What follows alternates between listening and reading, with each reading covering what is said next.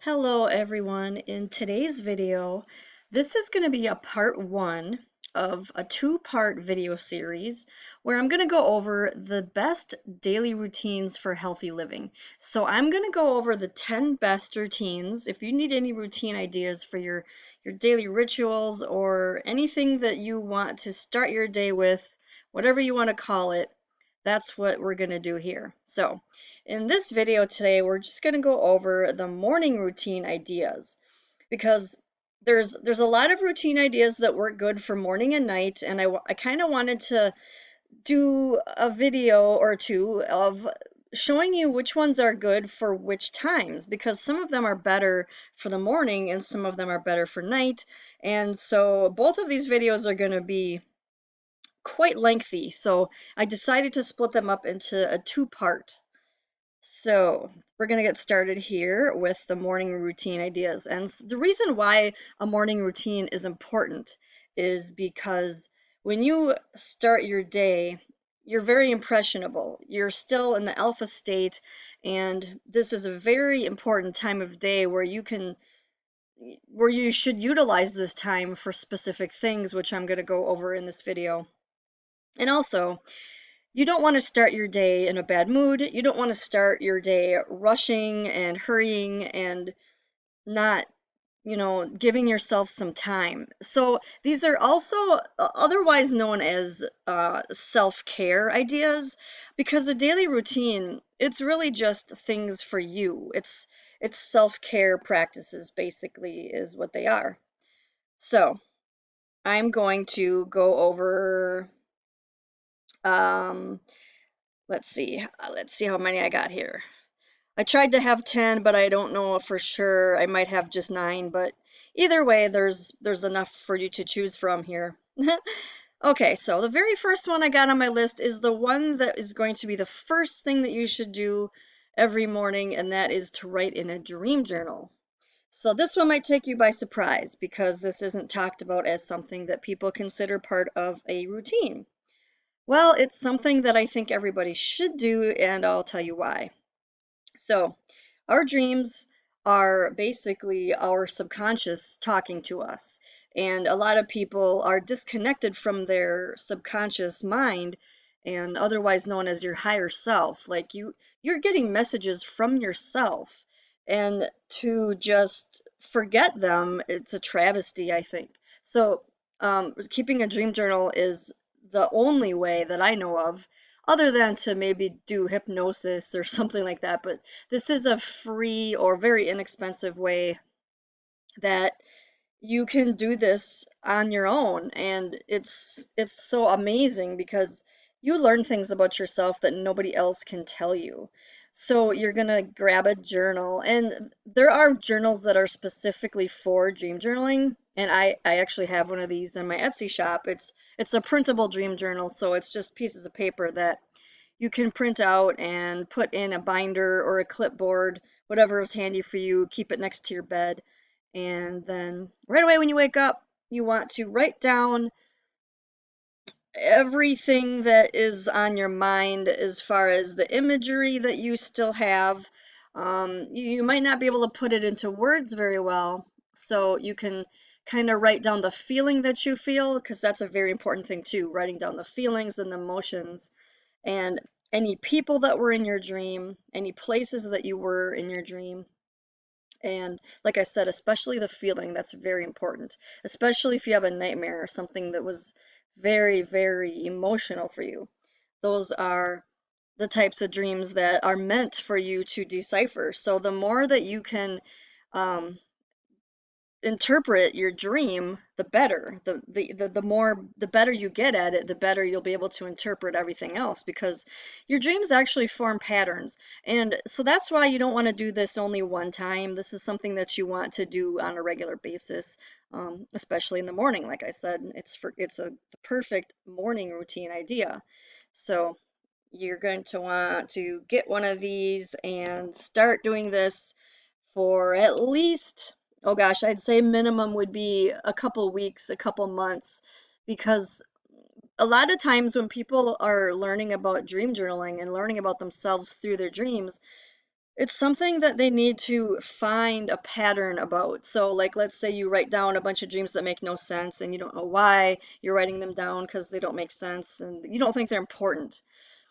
But the profound part about these dreams is how they all connect together. So, let's say you're trying to work something out with yourself, you're trying to learn how to, solve a problem or something like that. It's usually something to do with, bettering yourself, self growth, personal development, and stuff like that. So it's something that if you're trying to figure out, you're kind of on a mission to do that. And so you're going to write down your dreams every day, and what you're going to start to pick up little things here and there. Like you're going to start to notice patterns in your dreams that are going to give it away. And a lot of times some of these are symbols that make no sense at the time, but later on they will make sense. So that is why it's important to keep a dream journal. And like I said, I've got a printable dream journal in my Etsy shop, and I will link to that down below. All right, so moving on to the next thing here, we have yoga or stretching. And the reason why I keep these separate, but I also include them in the same, is because either one will work. They both serve the same purpose, and you can choose which one works better for you. And honestly, like, you don't have to do every single thing on this list. These are just some really good ideas that I think are the best. Like, if I had to pick the best self-care routines for the morning, it would be these ones. So, whether or not you're into yoga, I think stretching of some sort is going to be very good for the morning. So when I say yoga, I don't mean strenuous, hard poses where you're twisting your body into shapes. It's nothing like that you have to do in the morning, unless of course that's your thing. You might be interested in doing stuff like that. But honestly, really, if you're still groggy and you might be sore or stiff, that's when stretching is really beneficial. And that is why that is on this list, because you don't want to just get out of bed and be stiff as a board all morning. Then the next time of the day when you're going to go to move, you might injure yourself or stretch something too far. And that's why doing it in the morning is a great idea. So the next one on this list is watch the sunrise. This is one that I know not everybody can do because most people are rushing around in the morning, and they might even not even be able to see the sunrise because there's a lot of people that live in cities where there's tall buildings around, tall trees around, there might be a mountain in the way or a hill. So in that case, you can just go outside at your earliest convenience whenever you are able to, whenever the sun's rays will hit you. If you do watch the sunrise itself actually coming up over the horizon, you have the benefit of being able to look at the sun. This is called sun gazing, and this is a really popular, well, not popular, but it's a well-known thing in certain circles of types of people that spiritual people, new age people, people that are into meditation and becoming a pure health type thing, because the sun gazing actually supposedly is supposed to purify your body, mind, and your soul, and it's supposed to um, make it so that you don't need as much food because you're getting your energy from the sun. Now, this might sound like a crazy thing, and I've never actually done this on a regular basis. I've done this once or twice, but the thing is, you need to do it on a regular basis for that to do any good. So for the purpose of this video, I'm just going to say that's something that you can Google if you're interested in that. But for the sake of what we're doing here with daily routines, that's not necessary. We really just want to watch the sunrise to get our circadian rhythm um, back where it belongs. So if you can watch the sunrise and the sunset, then that's even better. That's the most powerful way that you can reset your circadian rhythm and feel in tune with the sun and the earth. And another thing that you can add to this practice is putting your feet on the bare earth. Or I should say putting your bare feet on the earth, and making sure that it's dirt or grass or sand or rocks, something that's not man-made. So that's a great way to combine a couple different practices together. And also, you can do your yoga outside watching the sunrise with bare feet. That's probably one of the healthiest ways that you can start your day. So the next one on this list is go for a walk. This doesn't have to be a strenuous hour-long activity. It doesn't have to be like a hike. It just needs to be something, even just for 5 minutes. If you can walk around your block, if you can go, if you have a long driveway, maybe go to the end of your driveway, something like that. The point here is not to get your heart beating fast because this is ideally done before eating breakfast. So if you can just get outside, this could probably be combined with the last one. If you need to walk someplace where you can see the sunrise, even better. All right, so drink tea. This is one of my favorite things to do in the morning because there's a lot of reasons why this is good. And a lot of people are coffee drinkers, but what I'm going to say about that is you can drink caffeinated tea if you need the caffeine buzz. The reason why herbal tea is what I'm going for here is because not only is tea usually drank warm, that's where it's better actually, but the herbs in it will, they're good for you too for multiple reasons. So you're getting a little bit of both in this self-care routine here. So the reason why drinking warm tea is good in the morning is because the first time that you put anything into your stomach of the day, it should be something warm and it should be something liquid. So what this does is it kind of gets your stomach um, primed for breakfast. It helps, as they say in Ayurveda, it helps stimulate your digestive fire, and you need to have that strong digestive energy in order to digest your food. So, like one of the worst things that you can do is to drink cold water, especially in the morning. So try to never drink cold water in the morning. Always make sure that it's warm. And if you're not a tea drinker, that's fine. You can drink warm water. You can put lemon juice in your water too. That's another very popular healthy thing to drink in the morning. So you've got a couple of options there, whether or not you like tea or water. And another thing I want to say about tea is there's so many kinds of teas out there in the store that people think are good, like the canned stuff that comes in a can and it's got extra sugar in it, and then there's also the little packets that come in a box and then the little packets inside, and they're such a small amount, they don't do much for you. The reason why well, I should say the best way to get tea is to take it with the loose leaf, like the whole flowers and the whole leaves and the whole parts. Um, so if you go to mountainroseherbs.com, that's one of my favorite websites to get tea from. It's actually the only website I get herb tea and herbs, whatever you want to call it.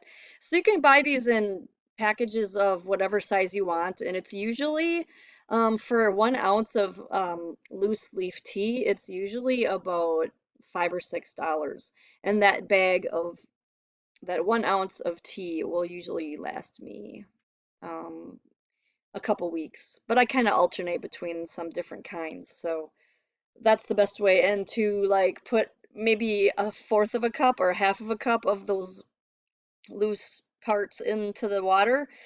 That's why one of the things I learned from the herbalism courses that I've taken is, like I said, those little packets they give you in the store, they're just laughable because they're so small.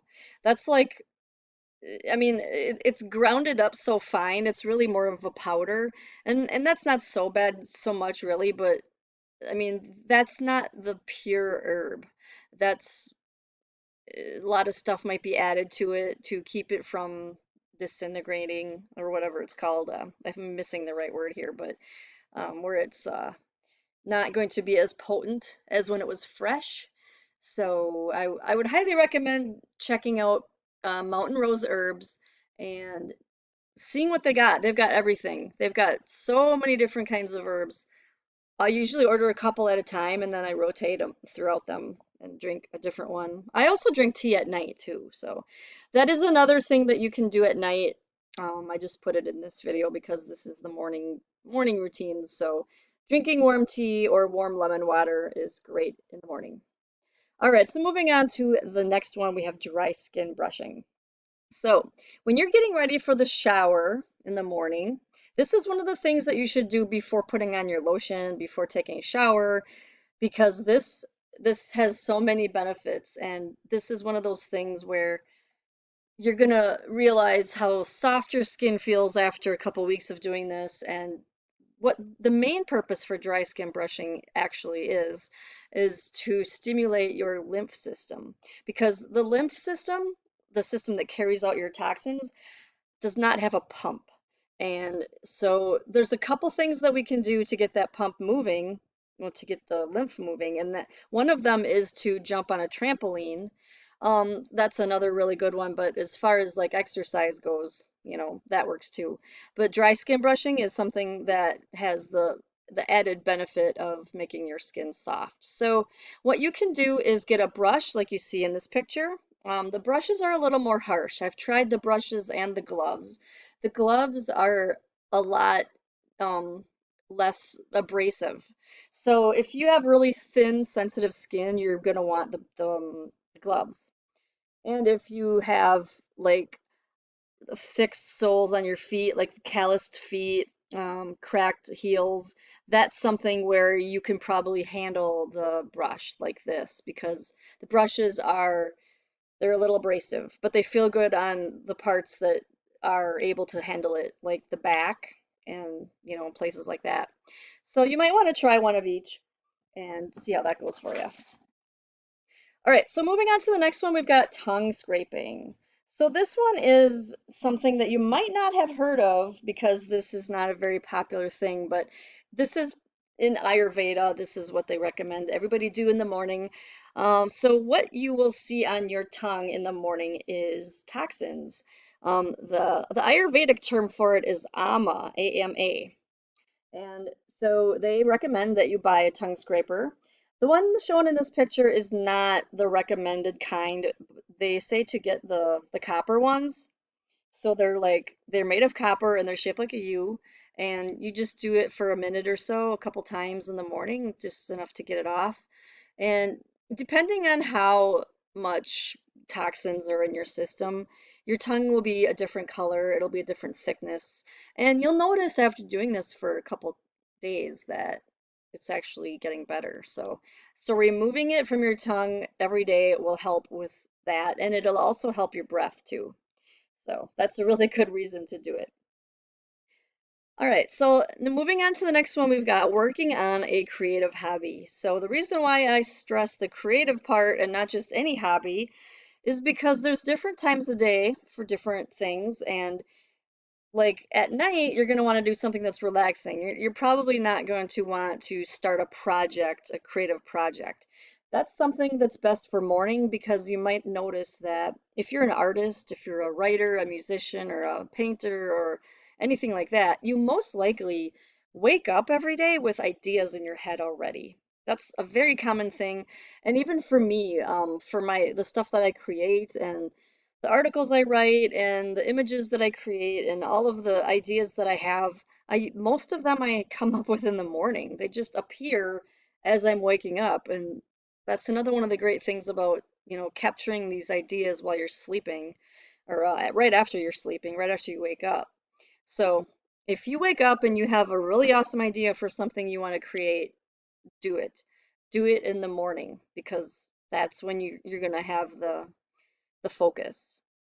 As soon as you wake up, you've got this alpha state going on where you're very relaxed. You're not worrying about things. You're mostly just kind of flowing through your morning. You're just kind of flowing around, and things aren't as bad as they seem. Like I know that your problems are going to seem worse in the middle of the day after you've been dealing with them, But in the morning when you first wake up, you're just kind of groggy still and you have all these awesome ideas in your head. And so I think that that's a great time to do anything creative like that. All right, so this is the last one in this list, and that's visualization. And this kind of goes along with meditating and writing in a journal. If you do either of those two things in the morning, and those are great things to do in the morning as well. I just didn't put them on this list because I wanted to pick like the 10 best ones. And so visualization made this list because I think the beginning of the day is the best time of the day for you to um, set forth your intentions for your life. It's the best time of day to get those images in your head. If you're going through your day with horrible thoughts and stress, you're not gonna make it very far. You're not gonna manifest your dream life. But if you wake up in the day in the morning and you connect to nature and you're doing all these awesome things for your self-care, and you're putting these amazing thoughts in your head of what you want your life to be, you've got that momentum and you've got that power behind your intention to make these things happen better. So, morning is a great time for visualization. And like I said, I didn't add meditation and journaling in here, but if you're any follower of my videos or my blog, you know how much I love and talk about journaling. So it kind of killed me a little on the inside to not be able to put journaling on this list, but trust me, it's going to be on the nighttime list because journaling is something that it's crucial for the nighttime routine list. But for the morning, it's great, it's amazing. It's just not one of the ones that I think is going to um, set your day in motion as much as these activities that I went over in this video. So I'm going to end this video now and stay tuned for part 2 where I'm going to go over the nighttime routine ideas. So if you enjoyed this video, please give it a like and share it with anyone that you think would get some benefit from it as well. And if you like this content, be sure to sign up to be on my email list if you would like. My website is called holisticlifestyleguide.com, and I will have that link down below, as well as a link to my Etsy shop where I will be selling all the printables that I make, which include the Dream Journal, which I mentioned earlier in this video. So thank you so much for watching, and I hope to see you again in the next video.